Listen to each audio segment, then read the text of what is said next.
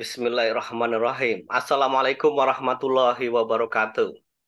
Waalaikumsalam warahmatullahi wabarakatuh. Selamat Iya, pagi Mas Imam. selamat pagi Mbak Peggy, apa kabar? Alhamdulillah baik. Apa kabarnya ini? Ini kayaknya di belakang itu kena imbasnya ini ya. Apa bola kaki ya? TV-nya Oh iya, dihidupin iya, iya. nonton Ini bola sedang ya? tren di sini.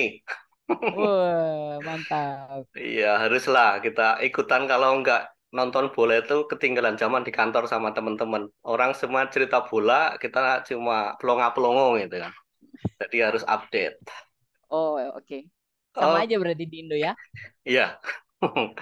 Oke, selamat datang di channel saya, Imam Handoko Kurniawan, dalam acara Ngopi, Ngobrolin Perawat Indonesia atau Ngomporin Perawat Indonesia bareng saya, Imam Abu Ahmad. Saya akan sapa dulu Oke. perawat Indonesia. Halo, apa kabar perawat Indonesia?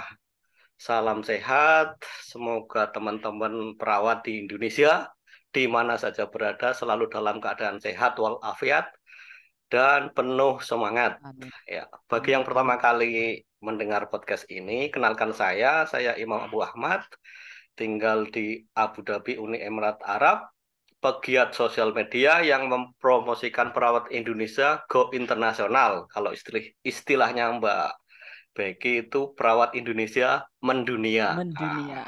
Oke, Sama aja. sama aja.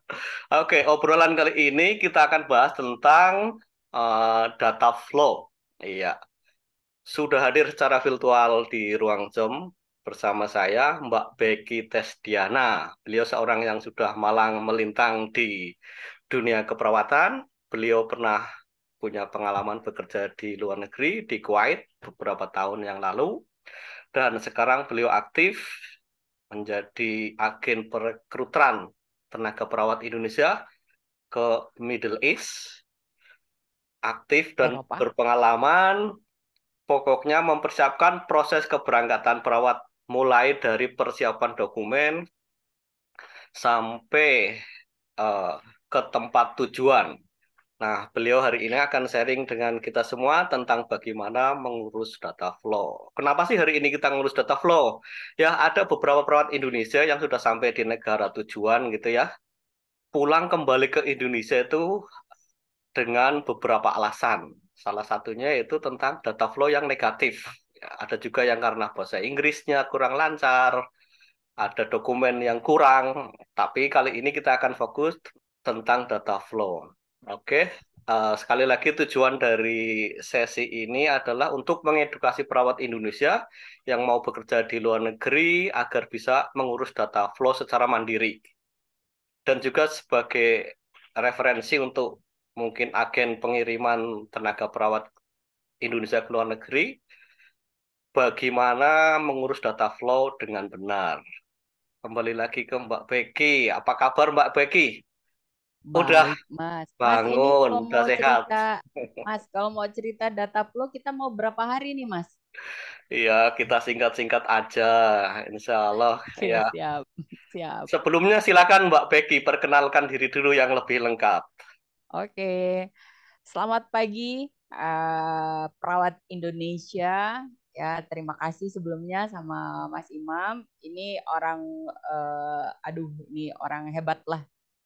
Satu dari favorit saya untuk penggiat perawat Indonesia ke luar negeri ya. Satu dari one of the best versi saya ya di mata saya ya. Masya Allah, Masya Allah. Sehat selalu ya Mas Imam.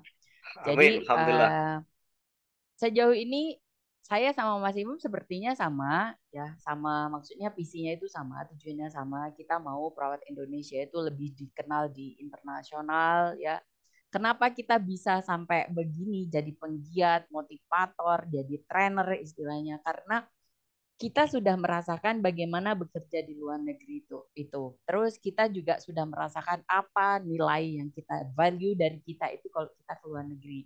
Jadi jangan pernah takut ya untuk adik-adik perawat Indonesia yang sekarang masih, aduh ini mau keluar negeri bagaimana ini, udah nggak usah takut. Saat kamu khawatir, saat itu harusnya kamu mencari solusi. Jangan saat kamu khawatir, kamu jadi overthinking ya. Itu saja. Dan uh, sebenarnya saya sudah dikenalin tadi Mas. Jadi Iya, jangan saya takut. namanya, Jangan Ya, pusing-pusing, ada Empower, ada Mbak Becky. waduh, entar itu mah kerjaannya. Jadi biar adik-adik juga kenal dan teman-teman sejawat juga kenal. Saya Tasdiana, tapi lebih nama artisnya itu Becky. Ya, saya punya pengalaman kerja di Ibn Sina Hospital Kuwait untuk di bedah saraf kurang lebih 10 tahun. Sekembalinya saya ke Indonesia karena kemarin pas resign duit resignnya itu gede Mas, jadi saya sebenarnya pure pulang ke Indonesia saya menjadi perawat murtad. Jadi saya terjun ke bisnis, saya nggak kerja sebagai perawat, tapi di lapangan kemudian saya ngelihat bahwa banyak sekali adik-adik perawat Indonesia itu yang nganggur, Mas. Kalau nggak nganggur itu kerja tapi gajinya di bawah UMR. Nah, saya miris di situ. Makanya di situ saya pikir bahwa saat itu saya berangkat ke luar negeri usia 24 tahun, masih muda seperti mereka. Kalau saya bisa, kenapa mereka nggak bisa? Saat saya bisa mengubah hidup saya, kenapa mereka tidak bisa mengubah hidup mereka dengan profesi perawat ini? Itu yang menjadi dasar dari sejak itu saya selalu tidak pernah bosan bercerita tentang ayo ke luar negeri. Nah, bagi adik-adik perawat yang istilahnya anda beruntung mendapatkan pekerjaan yang baik di Indonesia ya. Syukurilah, berikhlas, terima semuanya. Yang belum, ayo kita ke luar negeri aja ya. Jadi biar dapat gaji di atas UMR ya. Nah, saya sebenarnya lebih banyak ke kerjasama dengan P3MI sebelumnya. Sampai saya ngelihat di satu beberapa kesempatan ya, Mas Imam, ternyata saya ngelihat banyak dari perusahaan P3MI itu, agensi itu, yang tidak memahami eh, kalau perawat itu syaratnya itu berbeda dengan pekerja yang lain. Jadi kita itu banyak Mas dokumen yang harus disiapkan. Beda sama maaf dengan yang tenaga informal yang lain. Karena kita itu harus punya dokumen yang harus kita translate, harus dilegalisir dan harus diverifikasi internasional. Nah, ini yang banyak tidak tersampaikan. Jadi dari situ saya lebih fokus bagaimana caranya biar perawat Indonesia itu lebih mandiri satu, tidak menyalahkan agensi. Aduh, saya berangkat ke sini ke Saudi itu agensi nggak ngasih tahu ini nih.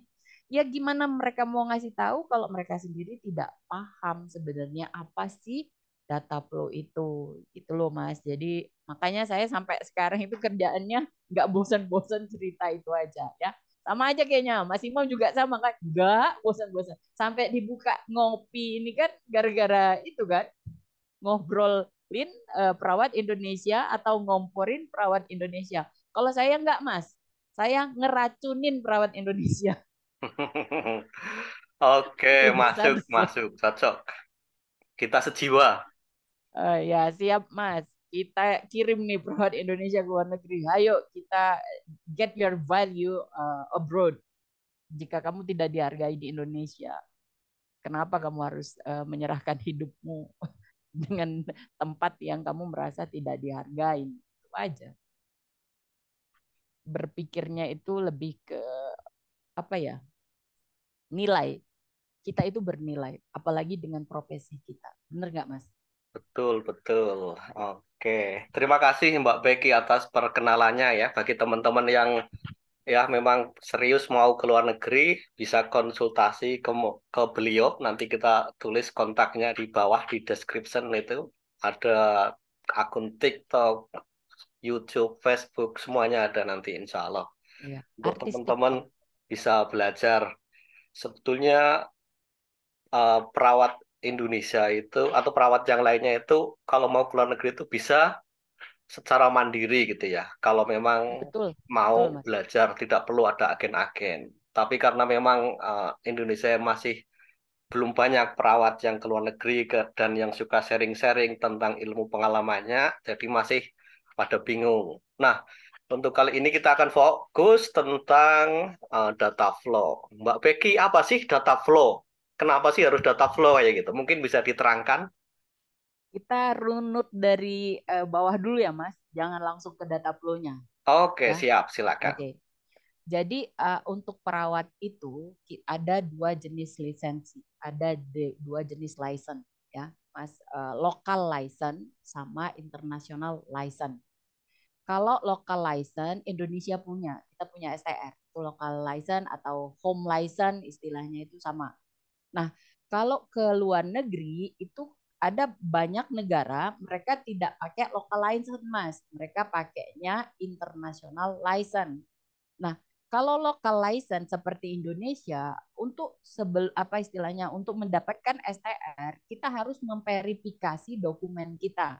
Kita kalau di Indonesia kan lewatnya KTKI itu, ya, KTKI. Nah, kalau internasional itu kita harus verifikasi dokumen juga, tapi tidak lewat KTKI karena kita internasional, dokumennya diverifikasi lewat data flow. Data flow itu sebenarnya sebuah perusahaan, Mas, tapi perusahaan khusus untuk verifikasi dokumen internasional. Nah, setiap negara itu berbeda-beda, Mas. Untuk Timur Tengah aja seperti Saudi Arabia, Emirates, Qatar, itu mereka verifikasi dokumennya itu pakai data flow. Tapi kalau Kuwait dia tidak pakai data flow, Mas. Mereka pakai data check. Nah, untuk apa saja yang di segala macam periksanya itu nanti kita uh, jelaskan. Nah, itu juga menjawab kenapa harus data flow. Karena kayak Saudi, uh, Emirates, terus Qatar, mereka license-nya internasional, mereka pakai Prometric, Mas. Kalau kita kan pakai sebenarnya Prometric sama UKOM itu sama aja. Kalau Indonesia kan UKOM tuh ujian komprehensif. Sebenarnya Prometric itu ujian komprehensif, tapi dia internasional level. Kalau UKOM kita kan istilahnya lokal. Jadi makanya pakai bahasa Indonesia.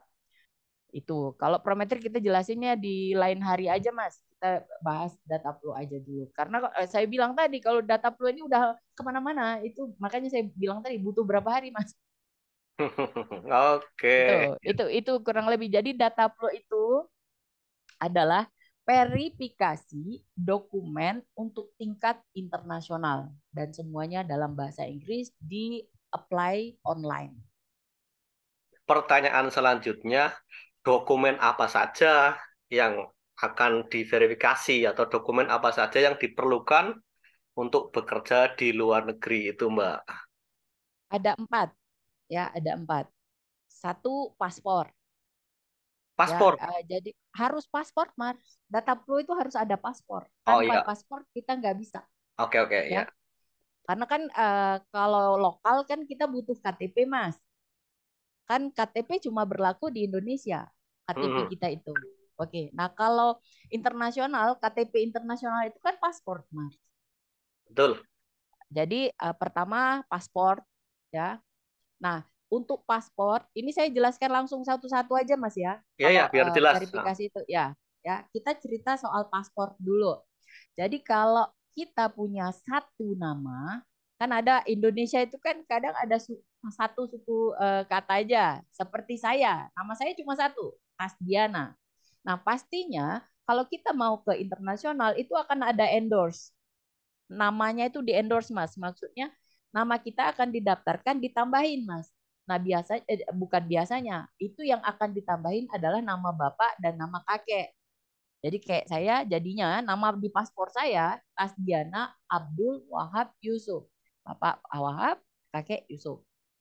Nah, itu namanya. Nah, tapi di sertifikat kita, di ijazah, di STR, di segala macam kan nama saya cuma satu, Ini ya. muskilah ya, betul. Nah, ingetin ya, itu eh, lembaran yang endorse ya, itu dipoto.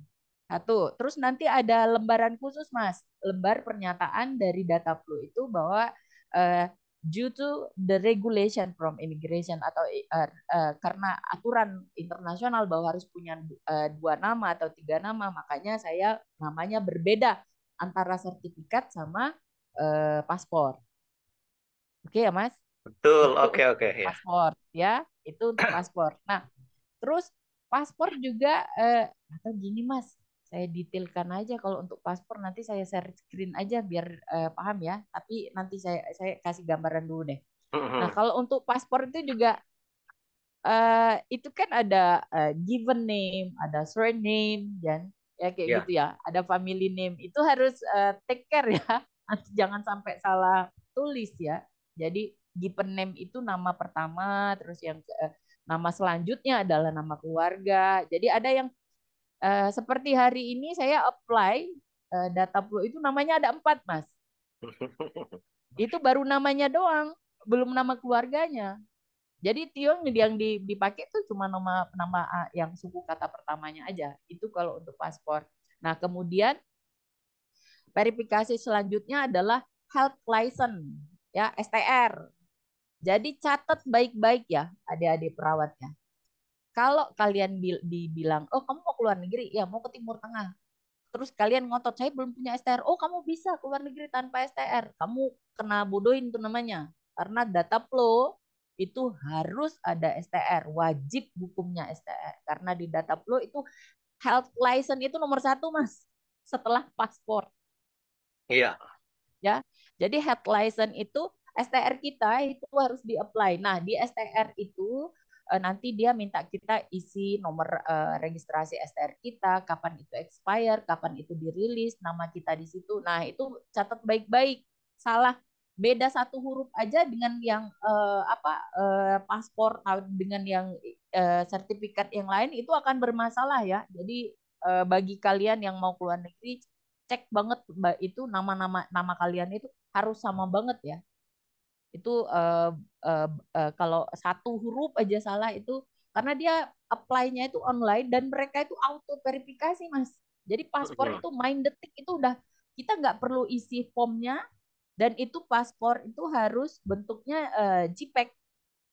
Jadi Iya. harus bentuk picture karena dia langsung scanning, Mas, auto tampil. Jadi kalau misalnya nama kita itu kalau misalnya nggak kebaca sama mereka, misalnya resolusinya itu kecil, itu auto di reject sama mereka. Jadi memang harus benar-benar di scan dan kalau untuk yang paspor harus bentuk JPEG, jangan PDF. Yang lain boleh PDF. Nah, itu untuk health license. Terus kemudian verifikasi selanjutnya adalah pengalaman kerja, experience letter. Jadi jangan bilang, oh saya tidak punya pengalaman kerja tapi bisa tuh keluar negeri. Kalian harus bertanya ya, kalian dikirim sebagai apa? Perawatkah atau bukan? Karena kalau dia ke Timur Tengah itu kalau dia data flow hukumnya wajib ada health experience letter, ada pengalaman kerja. Nah, itu pengalaman kerja.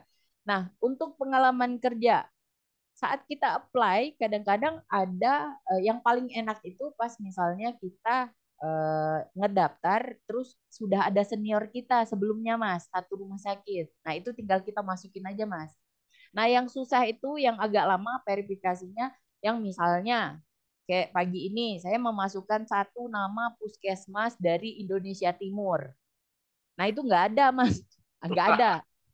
Nah, itu kesulitannya kalau untuk adik-adik perawat yang belum paham, dia nggak ngerti itu karena nggak nampil, itu pusing dia. Nah, kalau kita karena udah biasa, jadi kita yang eh, apa kita yang masukin datanya, kita cek banget per hurufnya juga harus per hurufnya juga harus didetailkan seperti itu. Jadi itu untuk pengalaman kerja.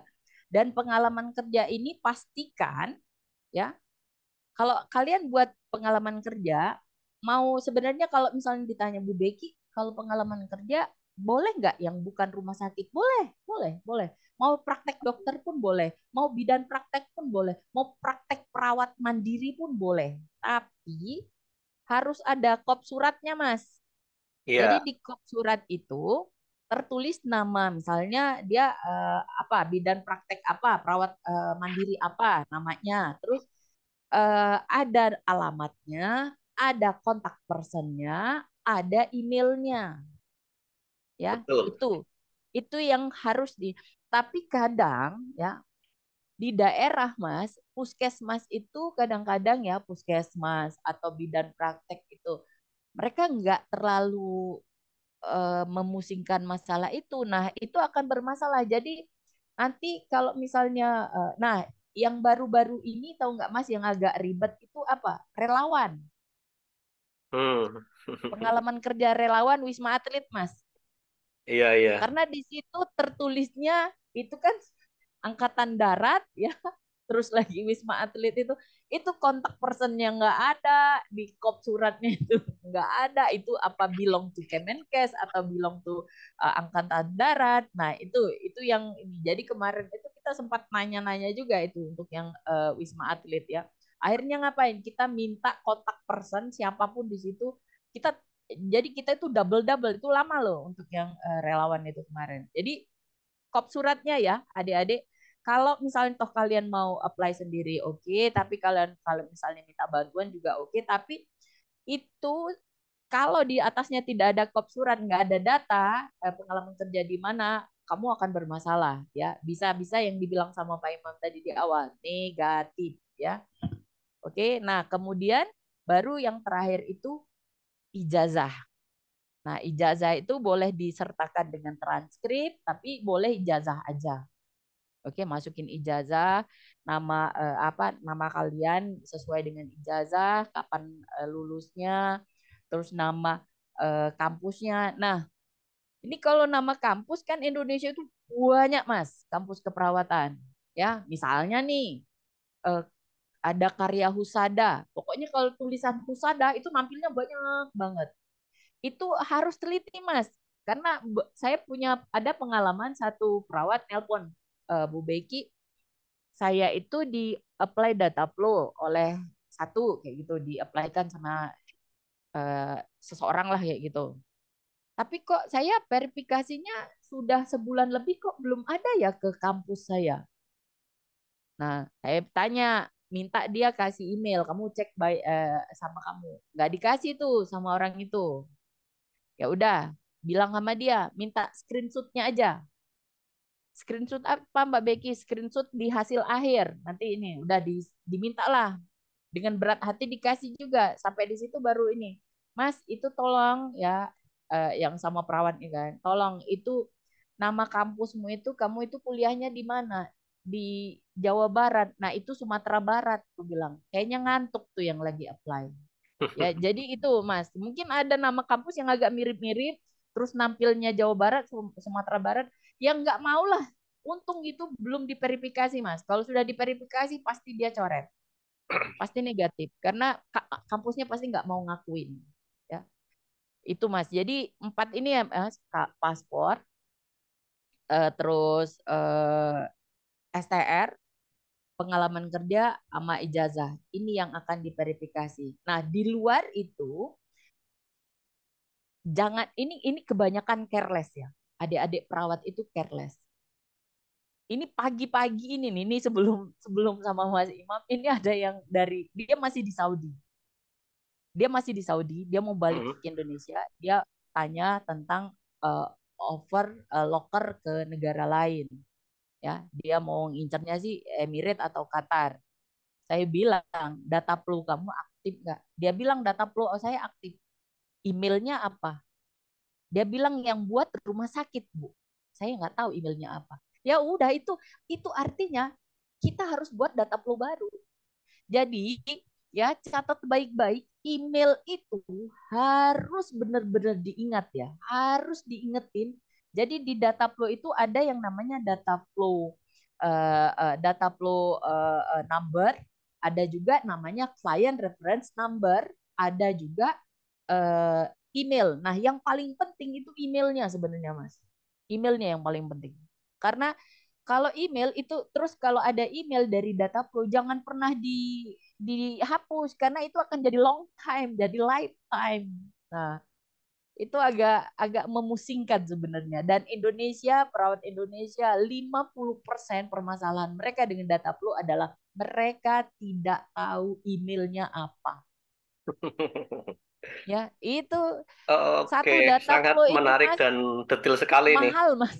Data flow itu mahal Mas. Oke, nanti kita biaya tahu berapa detailnya biayanya. Oke, iya. Iya Mas. Nah, It- ini mau langsung tak jelasin aja bagaimana data flow memverifikasi Mas. Ntar Mas dulu, nggak ntar capek dulu. kan? Kita urutin aja biar nanti apa? Biar jelas dulu. Saya klarifikasi dulu. Kalau kita Oke. ini ya karena data flow memang harus detail, harus pas gitu ya. Jadi saya ulangi lagi itu dokumennya tadi STR, paspor, paspor, ijazah, dan ya, surat pengalaman kerja. Oke. Dan yang betul. penting di situ adalah ya Ini paspor itu ya, dari paspor itu minimal 2 nama ya kalau di secara internasional kayak gitu. Kalau bisa tiga full Mas, 3 nama. Timur Tengah tiga Mas. Ya. Ya, Misalnya kalau dua, triknya dua itu kita ulang eh, nomor apa ada hukum internasional juga kita tulis lagi eh, nama kedua gitu. iya. Saya nggak ada contoh paspornya, tapi Iya saya ya. ada ya. Nah, Jadi gini Mas, jadi halaman pertama itu nama kita sesuai iya. dengan KTP di Mm-mm. paspor itu. Nah, nanti misalnya nama kita satu nih, misalnya kayak saya nih, Tasdiana. Nah, nanti ada yang istilah dalam urusan pasporan itu, eh, di halaman kedua itu akan ada endorse. Endorsement, iya.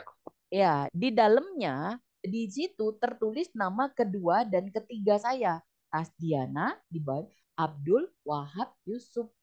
Mm-mm. Nah, itu harus dipoto, Mas, karena itu akan kita verifikasi di lembar ijazah. Di Oke, STR itu nggak diperlukan, di pengalaman kerja tidak diperlukan, di ijazah itu yang diperlukan. Harus ada penambahan dokumen dan itu nambah biaya juga, Mas. betul. Ya, ini mungkin ya karena versi terbarunya seperti itu ya. Coba bayangin dulu, dulu belum seketat itu ya. Ketika saya mengaplikasi nama saya Imam Handoko Kurniawan, ya. Itu kan Mm-mm. di paspor kadang apa ditulis di aplikasi itu nama bapak gitu ya, atau tulis Mm-mm. second name gitu. Bapak saya Iya, angka 3 nama juga ya. Habis itu kan nama kakek itu kan, karena memang 1, 2, 3 itu kalau ditulis semuanya bisa rel kereta 10 api. ya kayak gitu kan. Nah, terus gimana ini? Nama saya sendiri udah 3.